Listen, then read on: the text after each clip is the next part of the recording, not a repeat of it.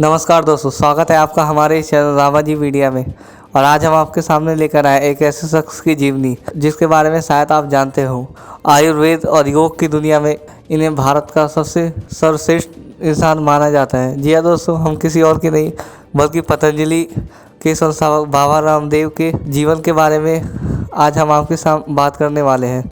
तो दोस्तों, उन्हें देश विदेश में सभी जगह पहचाना जाता है। स्वामी रामदेव के द्वारा ही देश में और विदेशों में भी योग को इतना जाना पहचाना गया।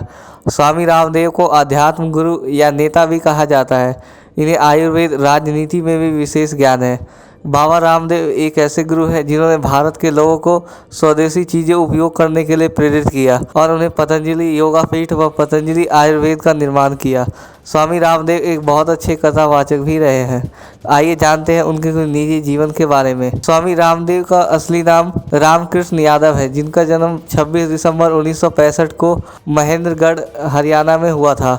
इनकी माता का नाम गुलाबो देवी और पिता का नाम राम यादव था। बाबा रामदेव का नाम रामकृष्ण यादव था। सन्यासी बनने के बाद उन्होंने अपना नाम स्वामी रामदेव रख लिया। स्कूल में पढ़ाई उन्होंने 8वीं तक ही की थी। उसके बाद उन्हें अलग अलग गुरुकुल व गुरुओं में आश्रम में जाकर धर्म, वेद ग्रंथ, योग और साहित्य के बारे में गहन चिंतन किया। हरियाणा के खानपुर गांव के एक आश्रम में रहने के दौरान वहां के लोगों को मुफ्त में योग की शिक्षा दिया करते थे।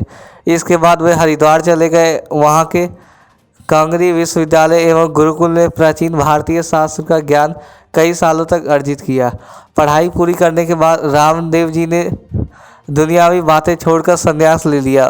वो जींद गांव में कालवा गुरुकुल में रहने लगे।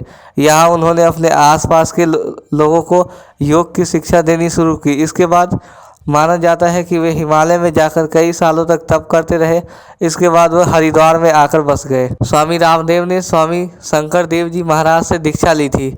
इसके बाद वे प्राचीन शास्त्र का अध्ययन करने लगे, साथ ही योग ध्यान को अधिक समय देने लगे। रामदेव ने सन 1995 में दिव्य योग मंदिर ट्रस्ट की शुरुआत की। आस्था चैनल पर यह प्रोग्राम रोज सुबह 5 बजे आया करता है, जिसे देश विदेश के कई लोग घर बैठे ही देखकर योग किया करते थे। इस ट्रस्ट में उनका साथ आचार्य करमवीर व आचार्य बालकृष्ण ने दिया। इस ट्रस्ट का हेड ऑफिस हरिद्वार के कृपालु बाग आश्रम में स्थित है। बाबा रामदेव ज़्यादातर योग की शिक्षा इसी आश्रम में दिया करते हैं। बाबा रामदेव के अथक प्रयासों में भारत में योग इतना प्रचलित हुआ, जिस वजह से भारत के द्वारा ही 21 जून को अंतर्राष्ट्रीय योग दिवस मनाने की शुरुआत हुई। आज दुनिया में हर कोने में योग की महत्ता को लोग समझ रहे हैं। दुनिया के नामी लोग बाबा रामदेव के योग प्रोग्राम से जुड़े हुए हैं। इन्हें बॉलीवुड के महान अभिनेता अमिताभ बच्चन जी, अभिनेत्री शिल्पा शेट्टी को योग की शिक्षा दी।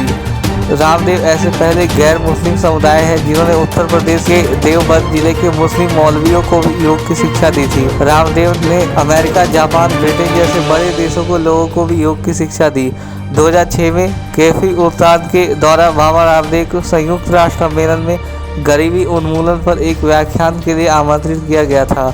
योगी हैदर पाकिस्तान में योगा सिखाते हैं। वे वहां योग के लिए जाने जाते हैं। उनका कहना है कि वे बाबा रामदेव का अनुसरण करते हैं। जिस प्रकार रामदेव ने भारत में योग को इतना प्रचलित कर दिया, वैसे ही पाकिस्तान में वो एक योग को प्रमुख स्थान दिलाना चाहते हैं। पतंजलि योग पीठ एक ऐसा स्थान है जहाँ योगा व आयुर्वेद का साथ में ज्ञान दिया जाता है।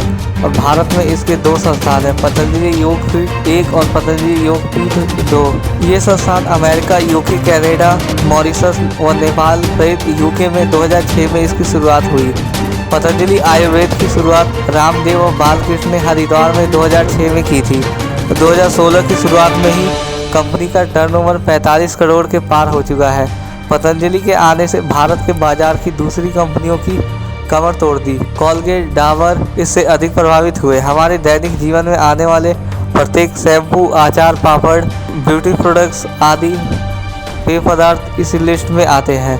बाबा रामदेव का मानना है कि देश का पैसा देश में ही रहना चाहिए। बाहर की कंपनियां भारत में आकर पैसा कमाती है और भारत को आर्थिक रूप से कमजोर बनाती है। बाबा रामदेव की इस कंपनी ने कल्पना से परे बहुत अच्छी ग्रोथ की। पतंजलि की दुकान आजकल हर शहर, हर गांव में मौजूद है और इस काम ने देश के हजारों लाखों लोगों को रोजगार भी दिया। बाबा रामदेव पतंजलि चिकित्सालय की भी शुरुआत की, जो उनके द्वारा संचालित पतंजलि की शॉप में चलाए जाते हैं। यहाँ वैद्य बैठते हैं जो पतंजलि की आयुर्वेदिक दवाई देते हैं। बड़े से बड़े रोग इन आयुर्वेदिक दवाइयों के द्वारा ठीक किए जा रहे हैं। बाबा रामदेव ने 2010 में भारत स्वाभिमान नाम की पॉलिटिकल पार्टी बनाई। उस समय वे आने वाले चुनाव में हिस्सा लेना चाहते थे, लेकिन कुछ समय बाद ही उन्होंने घोषणा की कि वो सीधे राजनीति में आने की दिलचस्पी नहीं रखते, बल्कि अपनी प्रतिक्रिया देकर लोगों को राजनीति की ओर आने का प्रभावित करते हैं। 2014 के बाद वे नरेंद्र मोदी के प्रधानमंत्री कैंपेन में जुड़ गए और उनका समर्थन करने लगे। 2014 में बाबा रामदेव ने भारत को भ्रष्टाचार मुक्त करने और जन लोकपाल बिल को लागू करवाने के लिए रामलीला मैदान में अनशन किया था।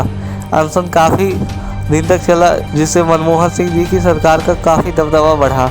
रामदेव की मांग को पूरा करने के लिए सरकार ने भ्रष्टाचार रोकने की एक कमेटी का गठन किया। बाद में रामदेव पर उस समय बहुत आरोप भी लगे और उनके पतंजलि प्रोडक्ट्स में मिलावट की भी बात आई। बाबा रामदेव के दाहिने हाथ माने जाने वाले आचार्य बालकृष्ण पर नकली पासपोर्ट का आरोप लगा और उन्हें नेपाल में रहने वाला बताया गया। जनवरी 2007 में भुवनेश्वर की कलिंग यूनिवर्सिटी के द्वारा डॉक्टरेट की उपाधि रामदेव को दी गई। जनवरी 2011 में महाराष्ट्र सरकार द्वारा सम्मानित किया गया। अप्रैल 2015 में हरियाणा सरकार ने उन्हें योगा व आयुर्वेदिक का ब्रांड एम्बेसडर बनाया। IIT व MT के द्वारा मानद डॉक्टरेट की उपाधि दी गई। बाबा रामदेव हमारे देश की राजनीति में विशेष रुचि रखते हैं। आए दिनों किसी न किसी टॉपिक पर अपनी टिप्पणियाँ देते रहते हैं, जिससे कि वो सुर्खियों में बने रहते हैं। दोस्तों, आपको रामदेव के बारे में हमारी जानकारी कैसी लगी? अपनी राय हमें कमेंट में दें।